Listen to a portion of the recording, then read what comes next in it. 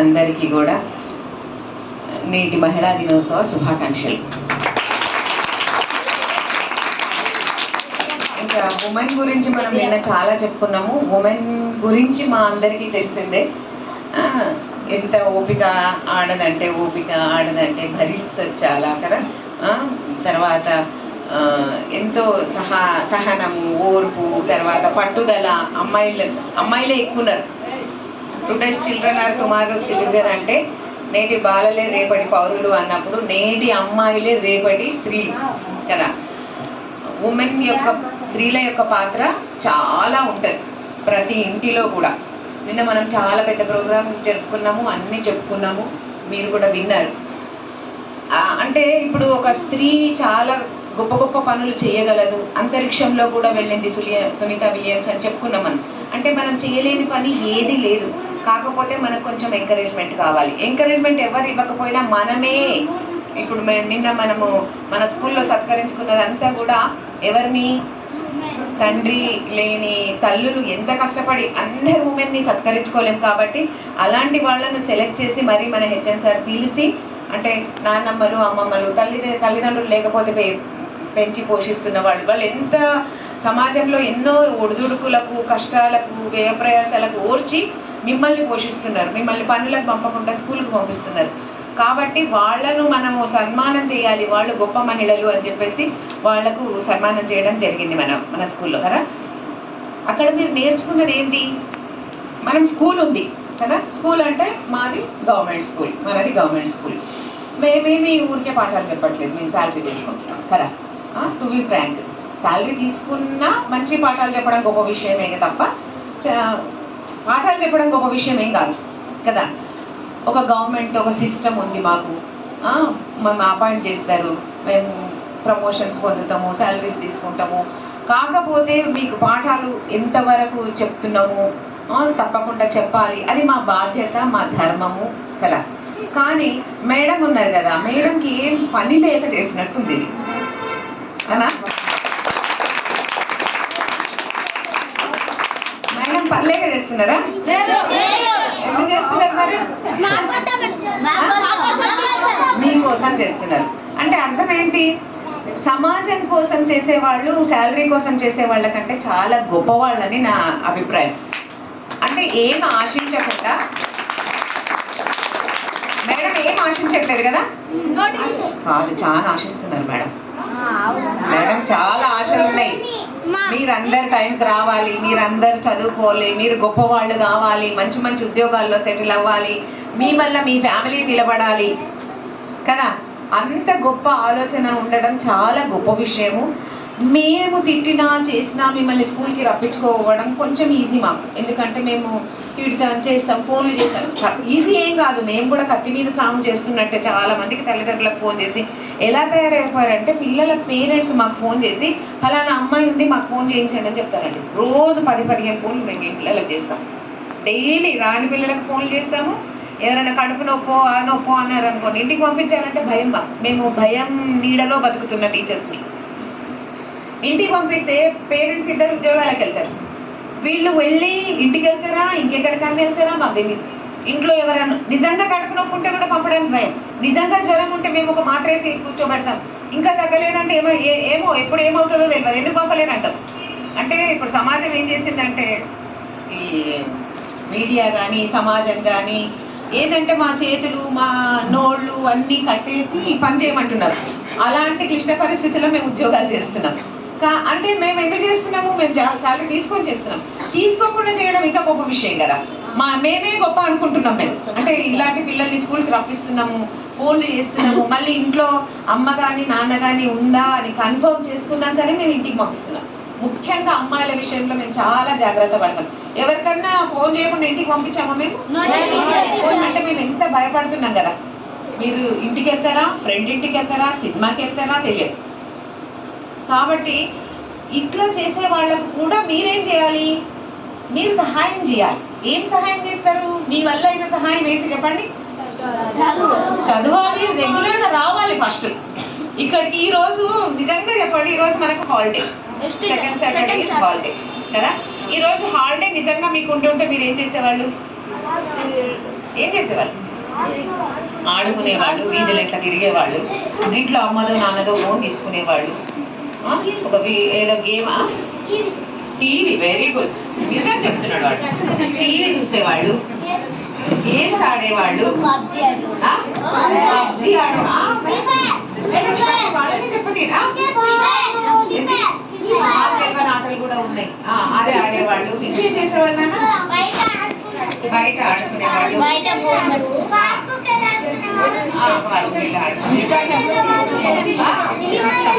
సినిమాకి వెళ్ళేవాళ్ళు. ఓకే, ఇందులో బయటికి వెళ్ళి ఆడుకోవడం ఒక్క ఆట మీకు ఉపయోగం తప్ప మిగతా ఏవి సినిమా చూడటము, పబ్జి ఆడటము, ఇంకేదో ఆడటము ఇవేవి ఉపయోగకరమే కాదు. కానీ ఈ ఇన్స్టిట్యూట్ కి రావడం వల్ల మీరు ఏం చేస్తున్నారు? ఇప్పుడు ఈ రోజు ఏం చేశారు? నాలుగు మంచి మాటలు. మేడం అంత పెద్ద ప్రొఫెసర్ మేడం, మేడం అక్కడ నుంచి వచ్చారు. మేడం ని చూసే భాగ్యం మీకు కలిగింది. మేడం మాటలు వినే ఛాన్స్ మీకు ఇక్కడ మేడం ఇచ్చారు.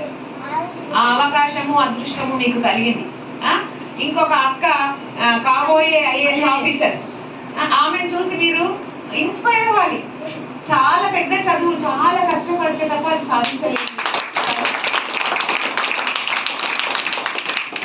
ఈ ఇన్స్పిరేషన్ అంతా మీకు మీ ఇంట్లో ఉంటే జరిగేదా కదా?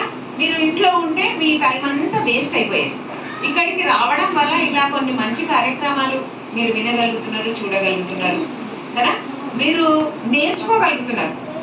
అదర్ దాన్ స్టడీస్ నేర్చుకోవాల్సినవి చాలా ఉన్నాయి మనం జీవితంలో. ఇవన్నీ కూడా మీరు మీ ఇళ్ళల్లో ఉంటే ఏం చేస్తారో మాకు బాగా తెలుసు. ఎందుకంటే మా పిల్లలు మీరందరూ, మీ ఇంట్లో మీ వాతావరణం ఎట్లుందో మాకు బాగా తెలుసు. ఎలాంటి వాతావరణంలో మీరు పెరుగుతున్నారో. మన స్కూల్కి 100 మంది పిల్లలు వస్తే కేవలం 10 మంది పిల్లలు మాత్రమే తల్లి తండ్రి ఇంట్రెస్ట్గా పిల్లలకు స్కూల్కి పంపించే పిల్లలు 10 మందే ఉంటారు 100కి. 10% కూడా పిల్లల మీద ఇంట్రెస్ట్ ఉన్న తల్లిదండ్రులు లేరు. ఇలా ఉండడం వల్ల వీళ్ళే తల్లి తండ్రి అయ్యి మీకు స్కూల్ నుంచి ఇంటికి వచ్చాక ఇంటికి పోకుండా ఇక్కడ కూర్చోబెట్టి మీకు చదివించి తిండి పెట్టి ఇవన్నీ చేస్తున్నారు కదా. చేస్తున్నందుకు మీకు ఏమి ఆశించకుండా ఇంత గొప్ప సేవ చేస్తున్నందుకు వాళ్ళు ఆశించే ఇంకొకటి ఉంది, మీరు అందించాలి అంటే రెగ్యులర్గా ఇన్స్టిట్యూట్కి రావాలి. మీరే కాదు, ఇంకో నలుగురిని రప్పించేటట్టు చేయాలి. మీ చుట్టుపక్కల ఉండే వాళ్ళ గురించి మీకు తెలుసు. అమ్మలు మీరు కూడా, తల్లి పేరెంట్స్ అమ్మ మీరు కూడా చాలా, అంటే ఇలాంటి ఒక అవకాశం దొరికితే కళ్ళకు అద్దుకోవాలి. అంటే ఇంత మంచి అవకాశం ఉంది కాబట్టి మీరు ఏమన్నా కష్టపడండి అమ్మా. మీరు చాలా కష్టపడ్డారు జీవితంలో, మీరు కష్టపడడానికే పుట్టారు. లేకపోతే ఇలా ఇది అవసరం పడదు మీకు. ఈ ఇన్స్టిట్యూట్, ఈ సొసైటీ అవసరం లేదు మీకు. మీరు చాలా కష్టపడుతున్నారు, కష్టపడాలి, తప్పదు. మీరు లేడీస్ అయినందుకు ఇంకా తప్పదు. జెంట్స్ అయితే పర్వాలేదు, భార్య చనిపోతే ఇంకో పెళ్లి చేసుకుంటాడు, వదిలేస్తాడు, పిల్లలు ఏమైనా చేస్తాడు. అమ్మలు అలా చేయలేదు, అంటి పెట్టుకొని ఉండాల్సిందే మనం. లేకపోతే సమాజం మొత్తమే ఇంకా బ్రష్ పడిపోతుంది. కాబట్టి మీరేం చేయాలంటే మీరందరూ వీళ్ళను రెగ్యులర్గా పంపండి. అనవసరంగా ఇళ్లలో పెట్టుకోకండి. చిన్న పనికి కూడా స్కూల్కి పంపారు. మా బాధ కూడా అదే. చిన్న పని ఉన్నదంటే ఎక్కడన్నా జాతర ఉంటుందంటే బారనుకుంటాడు. ప్రీఫైనల్ 10th ప్రీఫైనల్ వదిలేసిన వాళ్ళు ఉన్నారు. ఏం చెప్పాలి? ఎంత సీరియస్గా స్టడీ చేసే టైంలో ఎక్కడో జాతర ఉందంటే వెళ్ళిపోతారు. పిల్లలు అవసరమా? ఎవరిదో పెళ్ళి ఉందంట, ఒరే నీ పెళ్ళి కాదు కదా, నువ్వు ఎందుకు వెళ్ళి రాలేమో అని. నిన్న 10th క్లాస్ ప్రీఫైనల్స్ నడుస్తుంటే మా అన్న పెళ్ళి, అబద్ధాలు చెప్పకు. మీ అన్న పెళ్ళి అంటే వాడు వారం ముందు రాకపో, నాకు తెలుసు. మీ అన్న పెళ్ళి కాదు, సొంత అన్నదా అంటే కాదు, మా కజిన్ పెళ్ళి. కజిన్ పెళ్ళి అంటే నువ్వు పోకపోతే పెళ్ళి ఆగుతుందా? ఆగదు కదా. మరి అలాంటప్పుడు ఎందుకు పిల్లలు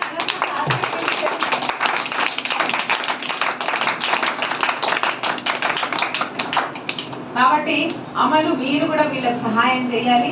మీరే కాక ఇంకో నలుగురిని తెచ్చి చదివించే ప్రయత్నం మీరు చేయండి. అదే మీరు చేసే సహాయం. మీరు డబ్బు పెట్టక్కర్లేదు, మీరేం తిండి పెట్టక్కర్లేదు, మీరు ఏం ఫీజు కట్టక్కర్లేదు. ఫ్రీగా అందుతున్న అవకాశాన్ని అందిపుచ్చుకొని మీ పిల్లల్ని మంచి, మేము వీళ్ళు కలిస్తే మంచి రత్నాలు అవుతారు పిల్లలు. అర్థమైందా? కాబట్టి ఒక మీటింగ్ ఏదైనా మేడం పెట్టారంటే రెగ్యులర్గా ఏం పెట్టారు, మేడంకు కూడా తెలుసు మీకు ఎన్ని పనులు ఉంటాయో. ఎప్పుడైనా పెట్టినప్పుడు రండి. మీరు రాకపోయినా మీ పిల్లల్ని సిన్సియర్గా పంపండి. చదివేటట్టు చూడండి. వీళ్ళు ఒకరు చదువుకున్నారు అనుకో మీ లైఫ్ మారిపోతుంది. మీకు పడ్డ కష్టం ఇంకొక ఈ పిల్లలు 6, 7 తరగతి పిల్లలు ఒక 10 ఏళ్ళు కష్టపడండి, మీ లైఫే మారిపోతుంది. మీరు గుడిసెలు ఉంటే మేడలు కట్టుకుంటారు, మేడలు ఉంటే ఇంకొంచెం పెద్ద అంతస్తు బిల్డింగ్ కట్టుకుంటారు. కళలు కనాలంటే ఈ పిల్లల్ని ముందు మన చేతిలో ఇప్పుడు ఎడ్యుకేషన్ విద్య అనేటువంటిది గొప్ప వాళ్లకు ఒక ఆభరణం. బాగా చిరంజీవి ఉండడానికి వారి కొడుకు చదవక్కర్లేదు, ఎందుకంటే 10 తరాలు కూర్చొని తిరిగేంత డబ్బులు ఉంటాయి వాళ్ళకి. కాబట్టి వాళ్ళకు ఒక ఆభరణమే, మనకు ఒక ఆయుధం. పేదవాళ్ళకి ఎడ్యుకేషన్ అనేటువంటిది, చదువు అనేటువంటిది ఒక ఆయుధం. దీనివల్ల మీరు ఏమన్నా సాధించగలుగుతారు. మీ కోరికలన్నీ, మీరు కార్లో తిరగాలని ఉందా, వీళ్ళు చదవాలి. మీరు పెద్ద బిల్డింగ్ కట్టుకోవాలని ఉందా, వీళ్ళు చదవాలి. చదివితే మాత్రమే సాధ్యం, చదవకుండా మీరు చెయ్యలేరు, ఏమీ చెయ్యలేరు. ఎందుకు పనికిరాం మనం చదువు లేకపోతే. చదువే మనకు మూలం, చదువు లేకపోతే ఇంకా వేస్ట్. మీరు చదువుకోనందుకే అట్లున్నారు, అవునా కదా? చదువుకుంటే మీరు కూడా ఏదైనా చిన్న ఉద్యోగం చేసేవాళ్ళు కదా, అదెందుకు అర్థం చేసుకోరు? కాబట్టి మా పిల్లలకు చదువు కావాలి, గొప్ప గొప్ప చదువులు చదివించాలి. మీరు ముందు సిన్సియర్గా వీళ్ళని ఇక్కడికి పంపండి. ఇంకా మీ వాళ్ళను, మీ ఇంట్లో వాళ్ళని మార్చడం సాధ్యమయ్యే పని కాదు. మీరు ఎలాంటి పరిస్థితుల్లో ఉన్నారో మాకు తెలుసు. కాబట్టి మీరన్నా కొంచెం పిల్లల పట్ల చాలా ప్రేమ ఉంటుంది. మీకు ప్రేమ లేదని కాదు, కానీ గుడ్డి ప్రేమ, ఎడ్డి ప్రేమ. ఏంటంటే మా కొడుకు ఏం చేసినా కరెక్టే. మా స్కూల్లో పిల్లలు అది ముక్కదాని పిల్లలు ఉన్నారండి. మేము ఎంత అంటే వాళ్ళను డేగా కళ్ళతో చూస్తుంటాం. అందరికి చెప్తాం, ఎక్కడైనా కనిపిస్తే పిల్లలు తీసి పంపండి అన్నమాట. అయితే వాళ్ళ పేరెంట్స్ వచ్చి బ్లంట్ గా ఏమంటారంటే మా పిల్లగాడు అట్లాంటి కాదంట. మనమైతే ఏం చేస్తామంటే, టీచర్ కొట్టిందంటే మేమైతే మా పిల్లల్ని మా ఇంట్లో మా పిల్లలు అనేవాళ్ళు అనమాట. టీచర్ పిల్లల్లో పుట్టడం అమ్మ అంత గొప్ప ఇది లేదు అని అంటారు. ఎప్పుడు టీచర్ ఏమని అన్నారన్నా, పిల్లలు ఏమని అన్నారన్నా ఫస్ట్ నువ్వేమన్నావని అడుగుతాం, ఎందుకు నిన్ను కొట్టారని అడుగుతాం. అది మీరు అడగరు. పిల్లలు అనేసరికి ఎక్కేసుకొని వస్తారు. పిచ్చి ప్రేమ పిల్లలంటే. ప్రేమ అనేటువంటిది పిల్లల్ని పాడు చేయకూడదు. ఫస్ట్ మన టీచర్స్ తిట్టారన్నా, ఇంకెవరన్నా అన్నారన్నా, ఇంకోటి వాడు పాడైందంటే వాడు మంచివాడే మేడం, వాడు ఫ్రెండ్షిప్ అట్లా అయిందంట. వాళ్ళ పేరెంట్ అడిగితే వాళ్ళు అదే మాట అంటారు, మా పిల్లగాడు చాలా మంచివాడు కానీ వాడు దోస్తున్నాడు కదా, వీడు ఈ తల్లి ఆ కొడుకు మీద వేస్తుంది, ఆ తల్లి ఈమె కొడుకు మీద వేస్తుంది. ఇలా అంటే నీ కొడుకు మంచివాడు అయితే వాళ్ళ దగ్గర అందిపోతాడు. ఇద్దరు చెడ్డోళ్ళే. చెడు స్నేహము, చెడు సావాసంతో చెడు అవుతున్నారు. వాళ్ళు ఎందుకు చెడు అవుతుంటారు అంటే బయట సమాజమే అట్లుంది, మనం ఏం అనలేదు. నిన్న మా సార్ చెప్పారు కదా, తల్లిదండ్రి కష్టపడిన పనుల డబ్బులతో 1000 రూపాయలు ప్రీమియర్ షో చూస్తారు. మనం చూడం మేడం సినిమాలు, అది కూడా ఫస్ట్ డే చూడాలి వాళ్ళు. ఎంత డబ్బులు ఖర్చు అవుతాయి. అది కూడా పుష్ప సినిమా. ఏ సినిమాలు చూడండి, పుష్ప సినిమా అంటే అల్లు అర్జున్ ఉట్టిగా కూర్చుంటే డబ్బులు వచ్చినాయి ఆయనకు? చెప్పండి, వచ్చినాయా? చిరంజీవి కొడుకు పేరేంది? రామ్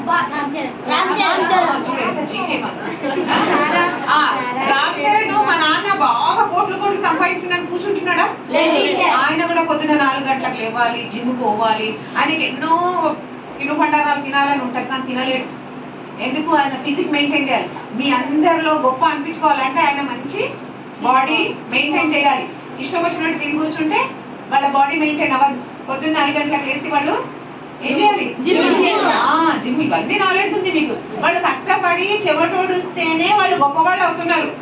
కోటీశ్వరులు ఉన్నా కానీ కూర్చొని తింటే గొప్పవాళ్ళు కారు. అది మీరు అర్థం చేసుకోండి. మరి మీరు ఎంత కష్టపడాలి? మనం ఉన్న పరిస్థితిలో మనం ఎంత కష్టపడాలి? చాలా కష్టపడాలి. అంత కష్టపడాలంటే మీకు ఇంట్లో అవకాశాలు లేవు అని సొసైటీ ఉంది, అర్థమైందా? మీరు ఇంట్లో నేను చాలా మంది పిల్లలకు 10th క్లాస్ కాగానే పేరెంట్స్ అని పిలుస్తాం, మానవాయితీ. పేరెంట్స్ అని పిలుస్తారా? అందుకని ఫ్రీ బుక్స్ ఇచ్చే రోజు బుక్స్ ఇవ్వం. మా గవర్నమెంట్ ఏమో ప్రెషర్ చేస్తుంటారు, ఈ రోజే డిస్ట్రిబ్యూట్ అంటే మేము చేయము. అక్కడ నుంచి తిట్లు పడ్డా పర్లేదు, 2 రోజులు ఆపి పేరెంట్స్ అందరినీ కలిసి బుక్స్ ఇచ్చే రోజు రమ్మంటాం. మీ పేరెంట్స్ వస్తేనే బుక్స్ ఇస్తామంటే అప్పుడు కూడా 80% ఇవ్వక చేస్తారని తెలుసుకుంటాం కొందరికి. కాబట్టి 80% ఆఫ్ ద పేరెంట్స్ వస్తారు. మేమేం చెప్తాం, ఫస్ట్ డేనే చెప్తాం 10th క్లాస్ వచ్చింది కాబట్టి సీరియస్గా స్టడీస్ మీద పెట్టండి, ఇంట్లో టీవీలో ఆపేయండి. మేము మా ఇంట్లో కూడా మా పిల్లలు చదువుకునేటప్పుడు 2 ఏళ్ళు 3 ఏళ్ళు కనెక్షన్ తీసేస్తాం. ఎందుకు? మాకు చూడాలనిపిస్తుంది, మాకు చూడాలనిపిస్తే పిల్లలను కట్టేయలేం. ఆ శబ్దాలు వినిపిస్తుంటాయి, ఆ పాటలు వినిపిస్తుంటాయి. పిల్లలకి ఏంది కొద్దిసేపు మనమే పని మానుకొని కూర్చుంటాం. చాలా మంది టీవీ ముందు కొద్దిసేపు చూద్దాం అనుకోని తెలివి ఉంటే కూడా, స్పృహ ఉంటే కూడా, మనకు పనులు ఉన్నాయని తెలుసు, మనం పెద్దవాళ్ళం అయితే కూడా మనకు మనం కంట్రోల్ ఆ టీవీ అనే మాధ్యమం అలాంటిది, మనల్ని మనం కంట్రోల్ చేసుకోలేము. కాబట్టి మనం కొద్దిసేపు చూద్దాం అనుకున్న వాళ్ళము 5 నిమిషాలు చూద్దాం అనుకున్న వాళ్ళం గంట సేపు చూస్తాం టీవీ ముందు. కాబట్టి ఏం చేసినామంటే మేమే మా ఇళ్ళలో ఏం చేసాము, మా పిల్లలు చదివేటప్పుడు మన కంట్రోల్ కాకపోతే మన పిల్లలు కూడా, మాకు ఇంకా 2 బెడ్రూమ్ 3 బెడ్రూమ్ ఉంటాయి కదా మనకు, అయితే కూడా ఆ పిల్లలకు ఆ శబ్దాలు వినిపిస్తాయేమో, వాళ్ళు బయటకు వచ్చినప్పుడు అది చూసినప్పుడు అట్రాక్ట్ అవుతారేమో, లేకపోతే మేము బయటికి పోయినప్పుడు టీవీ చూస్తారేమో అని ఆపేస్తాం. అలాంటిది మీరు ఆపాలని ఫస్ట్ రిక్వెస్ట్ మేము పేరెంట్స్కి ఇదే చేస్తాం.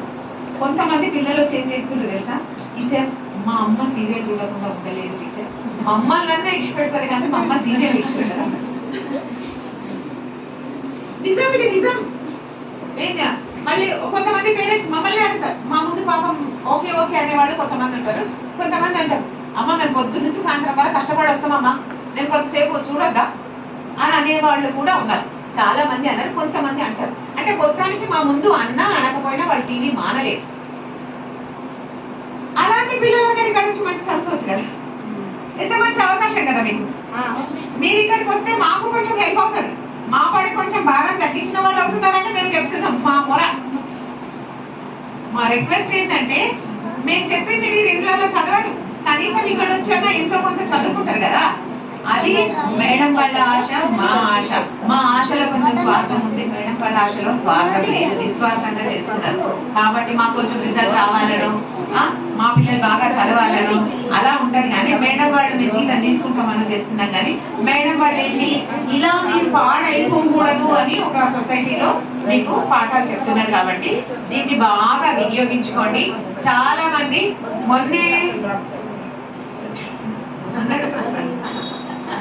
వాడు ఉండనంటే ఉండనన్నాడు, వెళ్ళిపోతానంటే వెళ్ళిపోతానని పట్టింది. పేరేంట్రా వాడిని కూర్చో, నీ తప్పు కాదు బేట, నీ తప్పు కాదు. వారాలు వెళ్ళిపోతుంటే మేడం ఒక మాట అన్నారు, ఇక వాడు వదిలేస్తానంటాడు. అరే వాడిని రిక్వెస్ట్ చేసి వాళ్ళ నాన్నని రిక్వెస్ట్, మాకు తెలుసు పేరెంట్స్ మూర్ఖత్వం, మాకు తెలుసు. మేడం పాపం బాధపడిపోయింది, మేము బాధపడ్డాము. మా స్కూల్లో ఏం చెప్తారు తెలుసా, మీరు చాలా ఈజీగా ఇంకొకటి నెట్టేస్తారనమాట. మేడం వెళ్ళిపోమన్నది, మేడం ఎందుకు వెళ్ళిపోమంటే నాకు తెలుసు మేడం వెళ్ళిపోమని అనరు. అది అంత కాన్ఫిడెన్స్ కాబట్టి నేను మేడం వెంబడే ఫోన్ చేశాను. ఫోన్ చేస్తే లేదు మేడం 15-20 డేస్ వెళ్తున్నాడు, వాడు భయపెట్టారు కదా, వాడు రావట్లేదు అని అంటే, వాళ్ళ నాన్న ఎంత ఉండడు అనుకున్నారు. హెల్ప్ చేసే వాళ్ళే అడుక్కోవాలి మనం. వాళ్ళ నాన్న ఏంటంటే, మనకెందుకు ఇది, ఇక్కడికి వచ్చి చదవాల్సిన అవసరం, ఊరికి తీసుకెళ్తా అంటాడు. ఊరికి తీసుకెళ్తే ఇప్పుడు అన్ని ఆన్లైన్ అయ్యాయి, వీళ్ళకేమో తెలియదు పేరెంట్స్కి. లాస్ట్ మూమెంట్లో కొందరు వద్దంటారు ఇప్పుడు, ఎందుకంటే ఇక్కడ నుంచి మనం తీసేసి నెట్లో మనం ఆన్లైన్లో వాడిని డిలీట్ చేయాలి, వాళ్ళు ఆన్లైన్లో యాడ్ చేయాలి. ఒకవేళ తీసుకోకపోతే 1 ఇయర్ వేస్ట్ అవుతుందని మా బాధ. 2 గంటలు సతాయించాడు వాళ్ళ నాన్న మమ్మల్ని మళ్ళీ ఇక్కడికి తిరిగి పంపడం కోసం. ఆయనకు మనకేం లాభం లేదు, ఒక పైసా లాభం లేదు. వాడు ఇక్కడ ఉన్నా అంతే, వెళ్ళిపోయినంతే, మేడం లాభం లేదు, నాకు లాభం లేదు. కానీ 2 గంటలు మా హెడ్ మాస్టర్ సార్తో చెప్పించా, మా కొలీగ్స్తో చెప్పించా, నేను చెప్పా, తిట్టా, లాస్ట్కి వీడినే బ్రెయిన్ వాష్ చేశా. లాస్ట్కి వద్దు అంటే అంతకంటే ఎక్కువ ఏం చేయగలమని, సరే నాకు అప్లికేషన్ రాసుకుని టీసీ కోసం అంటే, సరే అప్లికేషన్ రాసుకొని వచ్చాడు. వాడు వచ్చాక కూడా, అరే వినరా, అక్కడ వెళ్ళకపోతే, అక్కడ స్కూల్కి వెళ్ళకపోతే నీ ఇయర్ వేస్ట్ అవుతుంది, నీ లైఫ్ వేస్ట్ అవుతుంది బిడ్డ, రా అని అంటే, పాపం వాడే ఏమో చెప్తున్నాడు, ఏం చెప్తున్నాడు అంటే. ఇట్లాంటి పరిస్థితిలో ఉన్న పిల్లల్ని అనలేము, తల్లిదండ్రుల్ని అనలేము, ఏం చేయాలి. కాబట్టి వాడు లాస్ట్కి ఉండిపోయాడు. ఇంకా వాళ్ళ నాన్న అంటాడు,